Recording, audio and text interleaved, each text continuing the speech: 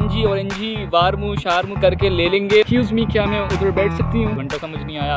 हमने नया बंदा ट्रैवल करता है ना, उसकी इतनी रिस्ट्रिक्शन जब होती है ना, तो टी बज रही इंडा माफ़ कर ऐसे करते हैं, कॉल करो और वो लेकर आ जाएँ।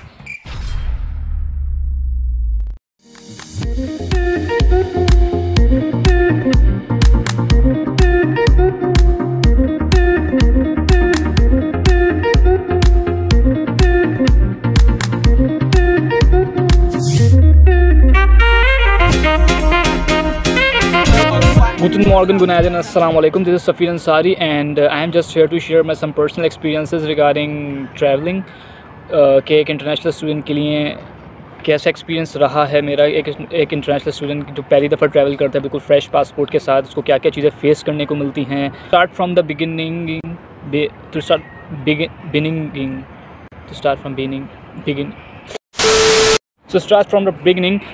सब चीज़ें हो गई, लेवल्स वगैरह सब पास हो गया, सब चीज़ें हो गई थी, एडमिशन वगैरह हो गई यूनिवर्सिटी में।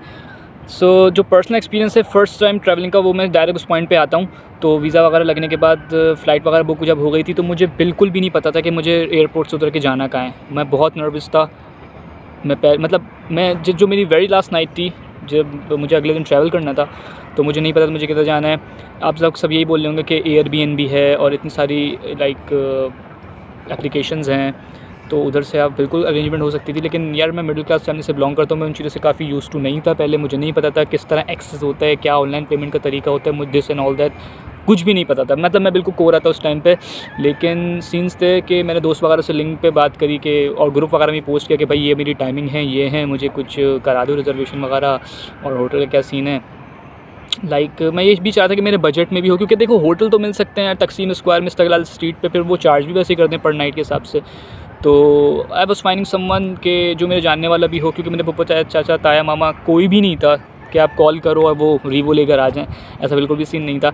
तो खैर मेरी दोस्तों वगैरह से बात हुई, जो उनके दोस्त वगैरह थे, तो फाइनली एक लिंक निकल कर आया जो मेरा दोस्त था। लेकिन अनफॉर्चुनेटली उस टाइम वो दूसरी सिटी में था, इस्तांबुल में नहीं था। तो फ़्लाइट थी वो सबिया गुकचान पे लैंड करनी थी, सबिया गुकचान वाले एयरपोर्ट पे, और वो जिसका जो दोस्त था वो एशियन साइड पे और मैं यूरोपियन साइड पे लैंड करने वाला था। तो सीन्स काफ़ी मेरे लिए काफ़ी पज़ल थे, बिकॉज के मुझे कुछ भी नहीं पता था कि एशियन क्या है और ये यूरोपियन क्या है और किस तरह कुछ भी नहीं पता था। लेकिन मुझे एक आसरा हो गया था, एक मुझे गुड वाइब मिल रही थी कि यार पीछे कोई है एटलीस्ट कि कोई जो संभाल ले। सीन ये थे कि यार जब मैं फ़्लाइट मेरी सुबह पाकिस्तान से थी 7 बजे के करीब ना, तो मैं 2-4 घंटे पहले ही पहुंच गया था एयरपोर्ट पे, कराची जिन्ना इंटरनेशनल एयरपोर्ट।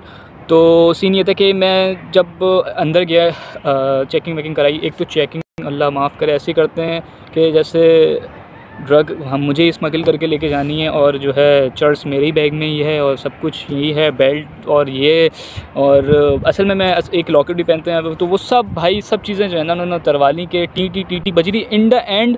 मेरे जूतों के जो लेजेस होते हैं ना, जो जिसमें टाई होते हैं, वो मेरे स्टील के थे, तो उन्होंने वो भी उतरवा लिया। मतलब कपड़े उतरवाने रह गए थे FIA वालों, मतलब जो उनकी हमारी जो इमिग्रेशन है पूरा जो है ना उन्होंने चेक किया बिल्कुल तरीके से।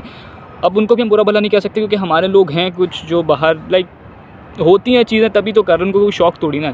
खैर उनको अपना काम करने दिया। मैं वैसे ही नर्वस था यार, पहली दफ़ा जा रहा हूँ, कुछ उल्टा सीधा ना हो जाए। मैंने बोला जो हो रहा है कभी उतार लो, बाद में देखेंगे क्या करना है। खैर वो सब चेकिंग वगैरह करवा के जब बाहर निकले आगे इमिग्रेशन में, तो वहाँ पे जब बोर्डिंग पास लेने वाले होते हैं, उसके आगे पीछे ही ना FIA वाले बैठे हुए होते हैं इमिग्रेशन पे ना, चाचा बैठे हुए होते हैं, उनका चश्मा होता है यहाँ पे ना, पासपोर्ट दिखाओ, पासपोर्ट, अच्छा कहाँ जा रहे हो?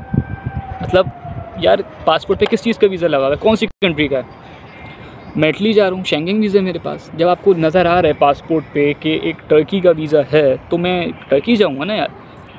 अच्छा वो भी हो गया, क्यों जा रहे हो? मेरे पास स्टूडेंट वीज़ा था, दोबारा क्लियर कर दूँ, स्टूडेंट वीज़ा पे बंदा क्यों जाता है यार? ये सवाल क्यों करते हो? अच्छा चलो क्रॉस क्वेश्चनिंग कर रहे हो, चलो ठीक है। स्टूडेंट मैंने बता दिया, स्टूडेंट हूँ, प्राइवेट यूनिवर्सिटी में पढ़ने जा रहा हूँ, और जो है यूनिवर्सिटी का नाम वगैरह पूछा, वो भी हो गया। नया बंदा ट्रैवल करता है ना, उसकी इतनी रिस्ट्रिक्शन जब होती है ना, तो वो पहले ही नर्वस होता है, और वो भी स्टूडेंट जो 18-19 साल का हो ना, तो वो और ब्रेक हो जाता है कि यार मैं क्या करने जा रहा हूँ, मैं पढ़ने जा रहा हूँ, इंटरनेशनल स्टूडेंट मेरा राइट है। तो इतनी सारी चीज़ों से जब वो गो थ्रू होता है ना, तो वो उसका मोरल और डाउन हो जाता है कि यार पता नहीं और आगे क्या होगा, तो अपने मुल्क वाले ऐसा कर रहे हैं। तो FIA से गो थ्रू करने के बाद सब चीज़ें होने के बाद जब आगे गए तो लाइक सब चीज़ें ठीक चलनी थी। फ़्लाइट में अंदर गए, सब कुछ वेलकम उन्होंने टर्किश में किया। हमें तो घंटा समझ नहीं आया। हमने देखी सीट कौन सी है, सीट नंबर तो चलो पता था, इंग्लिश में था हमारा टिकट। तो उधर जाके बैठे, सीट नंबर मेरा आई थिंक 28 था या 18 था, सब कुछ ऐसा था, मुझे सही से याद नहीं है। और मेरी बिल्कुल जो थी वो वाली सीट थी, विंडो सीट थी। उधर बैठे और जो है सब चीज़ें सही चलनी थी। लाइक पैसेंजर्स आते गए और फिर वो एक मोमेंट आती है ना कि जब आपके पास आती हैं लड़की और वो बोलती है क्या एक्सक्यूज़ मी, क्या मैं उधर बैठ सकती हूँ।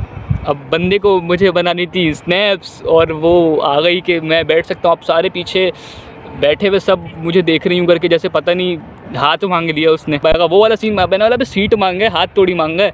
तो खैर मतलब सब ऐसे देख रहे थे। चलो मैंने बोला यार अभी मुनासिब नहीं है, ना करना, पहली दफ़ा जाना, कोई भंड शंड ना हो जाए, दे दो सीट, स्नैप सी खैर है, बना लूँगा बाद में ना। तो सीट बीट दी, सीट गवा दी मैंने, देनी पड़ गई सीट। उसके बाद सीन से हुए कि मैं सबिया गोकचन एयरपोर्ट पर उतरा और लाइक एग्ज़िट करते हुए उनके कस्टम्स वगैरह उन्हें चीज़ें चेक करी। अच्छा, उनके कस्टम्स वगैरह को इंग्लिश नहीं आती थी इतनी अच्छी, बस मतलब इतनी आती थी कि look at the camera, up the face, चश्मा नहीं उतारो, ये समथिंग लाइक, बस सर नॉर्मल की इंग्लिश आती थी। और उन्होंने ज़्यादा कोई टेढ़े सवाल भी नहीं करे जो हमारे पाकिस्तान की FIA वालों ने या जो हमारी इमिग्रेशन अथॉरिटी उन्होंने किए थे। तो वहाँ से एग्ज़िट में कोई इतना मसला नहीं हुआ, चले गए आगे। और उसके बाद सीन्स ये थे कि अबे जल्दी बोल, कल सुबह पनवेल निकलना है। बाहर निकलने के साथ मुझे पता नहीं कि यार, अच्छा मैं जब निकल रहे तो सब जो है ना मोबाइल स्कैन करवा के जो है बस में चढ़ रहे। मैंने बोला पता नहीं क्या मतलब क्या ऐसा टिकट लेना भी है या मोबाइल में कुछ दिखा के चले जाना, ऐसा उस वक्त मुझे पता नहीं था कि क्या सीन है। एक्चुअली सीन्स ये हुए कि मैंने टिकट मैंने टिकट ली। अब टिकट जो टिकट बेचनी थी, सातिश बोलते हैं शायद टर्किश में, उसमें लिखा हुआ था ना बुलेट सातिश। तो मैंने बोला यहीं से कुछ मिल रहा होगा, सब यहीं से ले रहे हैं। तो मैं उनके पास गया, मैंने बोला कि I want to go to the कदीकोए, मुझे उधर उस तरफ जाना है और ये और वो। तो उन्होंने कुछ भी नहीं बोला, उन्होंने बस ये पूछा कदीकोए कितने किस्तान मिशन। मैंने बोला कदीकोए पूछा है तो हाँ कह रहा था। मैंने बोला yes I want to go. खैर उन्होंने बोला कि मुझे जो है ना वो ओतुस बेच लिया दिन। अब उस वक्त मुझे कुछ भी नहीं आता था ओतुस बेच क्या होता है, किर्क बेच क्या होता है। मैंने निकाला नोट, मैंने यूँ कर दिए पैसे, भाई ये हैं देख लो। खैर उनकी ईमानदारी की दाद देनी चाहिए, उन्होंने उतने ही पैसे काटे। बाद में जब मुझे टर्किश सीखी तो मुझे पता चला कि पैसे उन्होंने सही काटे थे। खैर coming to back to the point, तो खैर मैं जब बस मैंने टिकट ले लिया, जब मैं आगे जाने लगा तो मुझे जो है ना ड्राइवर ने रोक लिया। उन्होंने बोला कि हैस्को द्वार मुँह।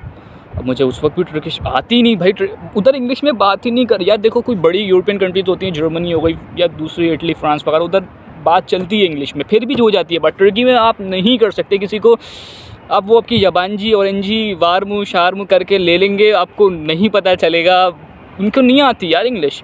खैर मैं बिल्कुल हैश कोड क्या होता है, ये क्या होता है, वो क्या होता है, परेशान हो गया था, बहुत नर्वस हो गया था मैं। खैर मैं वहाँ पे घूम रहा था तो वहाँ पे टूरिस्ट लोग थे काफ़ी, तो वो मुझे बोल रहे थे लाइक मैं उनके पास गया, क्योंकि मैं बिल्कुल मेरे दोनों हाथ में बैग, एक में हैंड कैरी और एक में वो बड़ा वाला बैग, मैं यूँ घूम रहा ना बिल्कुल एयरपोर्ट पे के मैं कहा जाऊँ मुझे जाना है कभी को और मुझे पास एस्कॉर्ट नहीं है। खैर वहाँ पे मैंने मालूम वगैरह किया, जितनी टर्किश मैंने ट्रांसलेटर में जोड़ सकता था सब जोड़ के मैंने मालूम किया भाई एस्कॉर्ट का क्या सीन है। तो उन्होंने बताया कि आपके पास पासपोर्ट नंबर है, मैंने बोला है। उन्होंने बोला आपके पास सिम है, सिम मैंने एयरपोर्ट से ले ली थी। बोले थे हाँ सिम भी है मेरे पास। तो बोले ठीक है इस तरह इस नंबर पे आप ये मैसेज कर दें, आपका हैशकोड आपके नंबर पे आ जाएगा। और थैंक्स टू द गॉड बिल्कुल ऐसा ही हुआ। हैशकोड आने के बाद मैंने चेक कराया, उसके बाद मैं बैठा बस में। अच्छा मैं बस में बैठने के अंदर गया बस में ना, तो लाइक मुझे नहीं पता था कि सीट पे बैठना है। मैं जो पसंद आई ना, जैसे हम तो पाकिस्तान में ही करते ना, W11 में चढ़े या इस वाली बस में चढ़े, हैदराबादी कोच में चढ़े और कहीं पे भी बैठ गए, शीशे वाली खिड़की, भाई मेरी सीट है मैं इधर बैठूंगा। तो वो वाला सीन था। मैं वो वाला सीन समझा, मैं उधर बैठ गया ना। अच्छा बस भरती गई, लोग आते गए।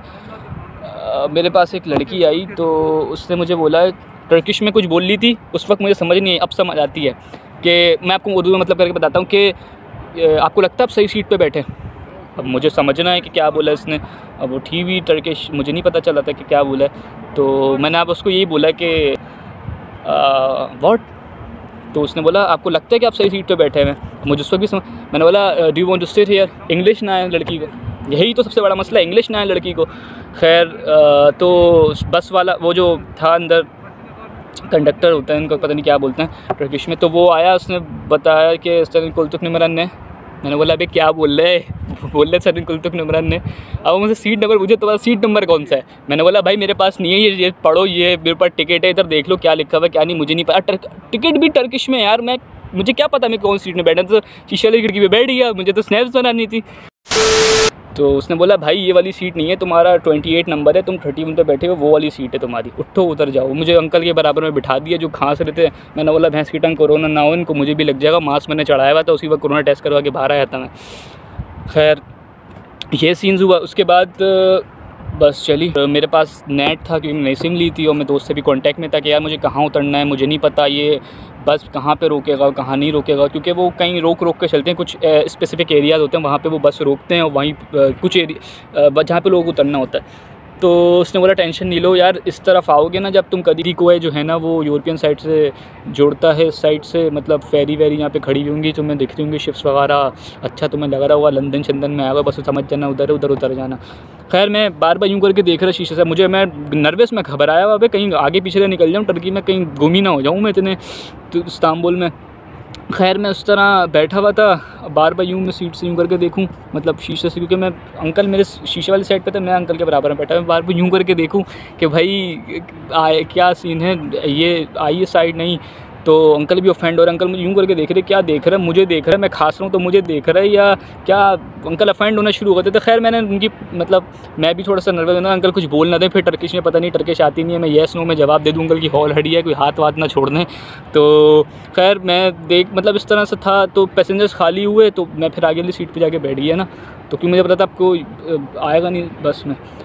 तो सीन ये हुआ कि मुझे दिखना शुरू हो गया, मैंने बोला यार वाइब आना शुरू हो गई कि यार कुछ आ रहा है, जहाज़ शहाज़ दिख रहे हैं, तो कभी कोई कुछ लग रहा है, कुछ वाइब आ रही है। तो मैंने देखा कि वाइब आ रही है, मैंने 10 वाले को बोला यार मुझे इधर उतरना है, इंग्लिश में बोला क्योंकि उसको मुझे नहीं पता था, उसको भी इंग्लिश नहीं आती।